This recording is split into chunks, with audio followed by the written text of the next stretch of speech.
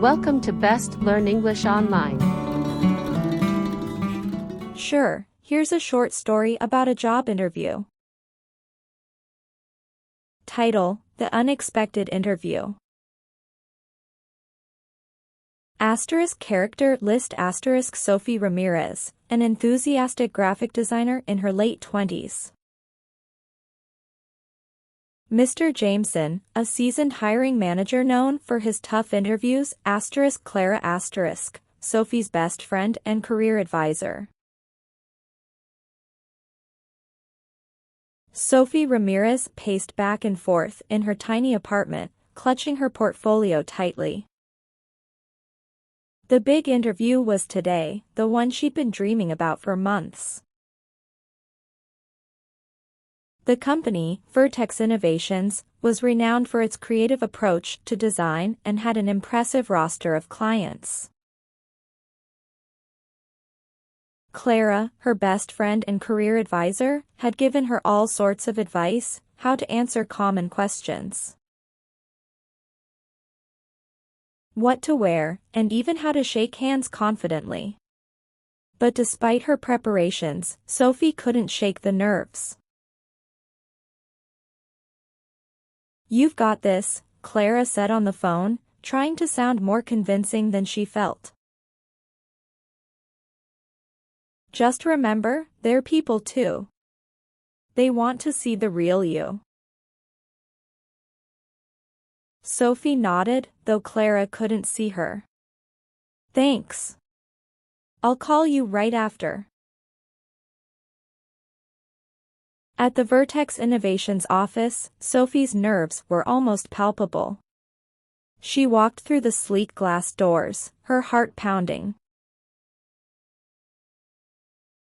The receptionist greeted her with a warm smile and directed her to the waiting area. A few moments later, a tall, sharply dressed man emerged from an office. "Sophie Ramirez," he asked, extending his hand. "I'm Mr. Jameson." "Nice to meet you, Mr. Jameson," Sophie replied, shaking his hand firmly. They walked down a corridor lined with vibrant artwork, each piece a testament to the company's creativity. Mr. Jameson led her into a spacious conference room filled with sketches, prototypes, and a large whiteboard covered in colorful notes. "Please, have a seat," Mr. Jameson said, gesturing to a chair across from him. Sophie took a deep breath and sat down, setting her portfolio on the table. She'd rehearsed her introduction so many times, but now, it felt like her mind had gone blank.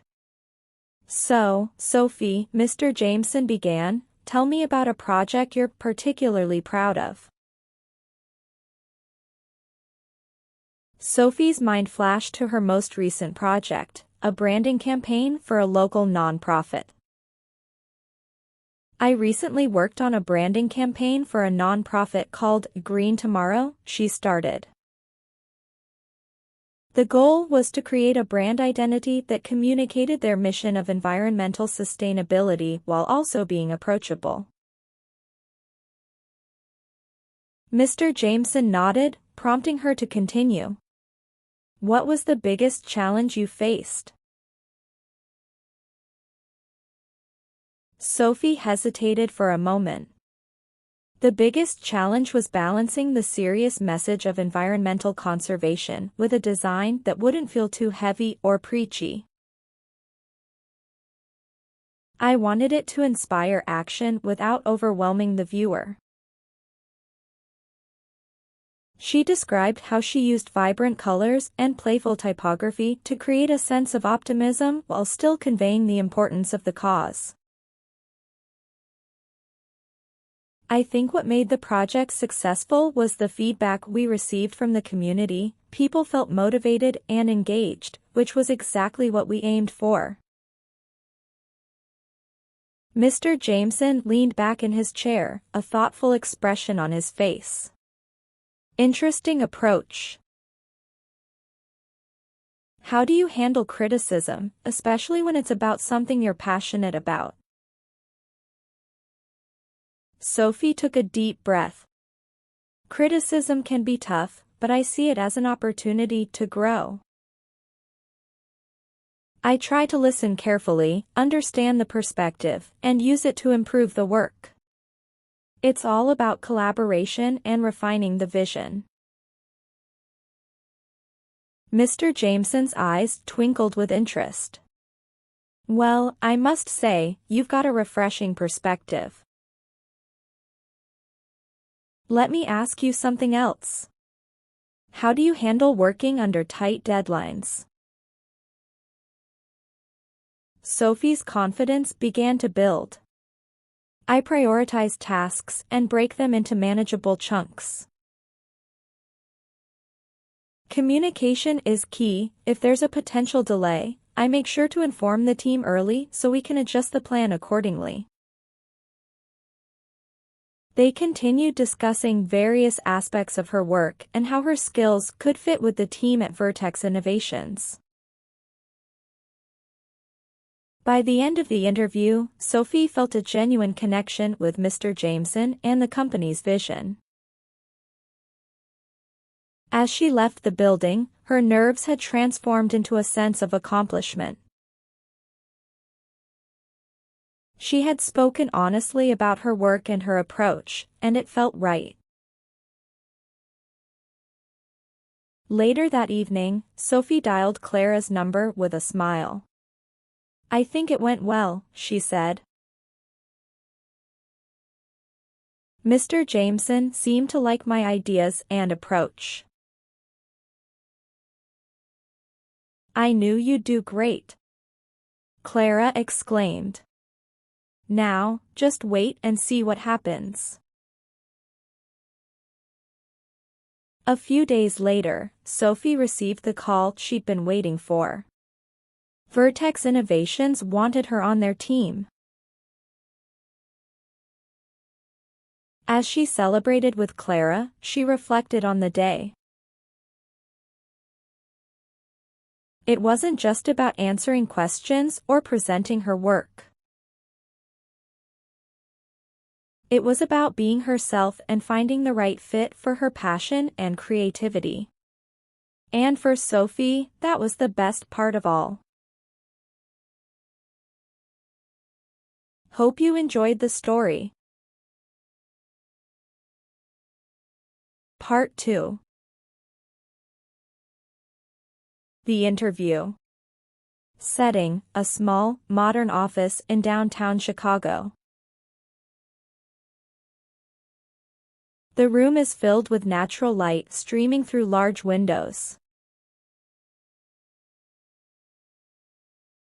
The walls are adorned with vibrant artwork, and a small table with a potted plant sits between two comfortable chairs.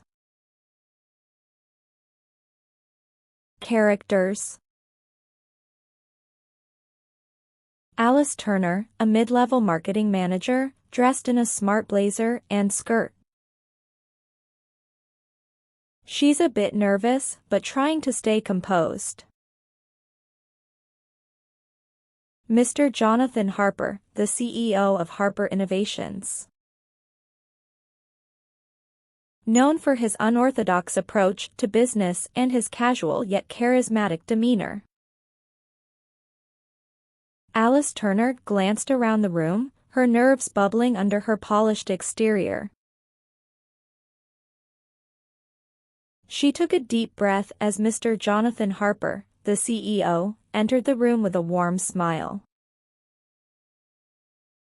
Good morning, Alice, Jonathan said, extending his hand. I'm Jonathan. Please, have a seat. Good morning, Mr. Harper, Alice replied, shaking his hand and settling into the chair. Jonathan sat across from her, his eyes twinkling with curiosity. So, Alice, I see from your resume that you've had quite a bit of experience in marketing. But tell me, why Harper Innovations? Alice took a moment to collect her thoughts. I've always admired Harper Innovations for its commitment to creativity and pushing boundaries in the industry. Your recent campaign for EcoWave was particularly impressive. I'm excited about the opportunity to contribute to such forward-thinking projects. Jonathan leaned back, clearly intrigued. Interesting. But let me ask you something different. Imagine you're leading a team on a project and suddenly, half of your team is reassigned to another urgent project. How would you handle that? Alice hesitated for a moment. I'd start by assessing the current progress and priorities. Then, I'd have a meeting with the remaining team members to redistribute tasks based on their strengths and ensure we're still on track to meet our deadlines. Communication and adaptability would be key. Jonathan nodded thoughtfully. Sounds practical. Now, let me throw you a curveball. What if your new team members have little experience with the project? How would you bring them up to speed without overwhelming them? Alice considered this for a moment. I'd implement a structured onboarding process, including quick training sessions and regular check-ins. I'd also make sure to foster a collaborative environment where team members feel comfortable asking questions and sharing insights. Jonathan's eyes sparkled with approval. You've clearly thought this through. But let's switch gears a bit. What do you do outside of work? Alice was taken aback by the question but smiled. I enjoy painting and hiking. I find that both activities help me clear my mind and bring a fresh perspective to my work. Jonathan leaned forward, his expression softening. Painting, huh? That's interesting. I've always believed that creativity in any form can enhance problem-solving skills. In fact, one of our most successful projects came from a brainstorming session that involved a lot of free thinking and unconventional ideas. Alice's interest was piqued. That's fascinating.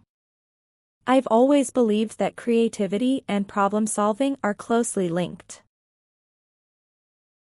Jonathan's face lit up. Exactly. We've been working on a new initiative that combines marketing with interactive art installations to create a unique customer experience. It's a project that's still in its early stages, but it could benefit from someone with your background in marketing and your creative flair. Alice's eyes widened. That sounds like an amazing opportunity. I'd love to be involved in something like that. Jonathan smiled warmly. I'm glad to hear that. I think you'd be a great fit for our team. Let's discuss how we can make this happen. As the interview drew to a close, Alice felt a sense of excitement and fulfillment she hadn't anticipated. Jonathan's unconventional approach and genuine enthusiasm had turned what she expected to be a standard interview into a meaningful conversation about innovation and creativity. Epilogue: a few weeks later, Alice started her new role at Harper Innovations.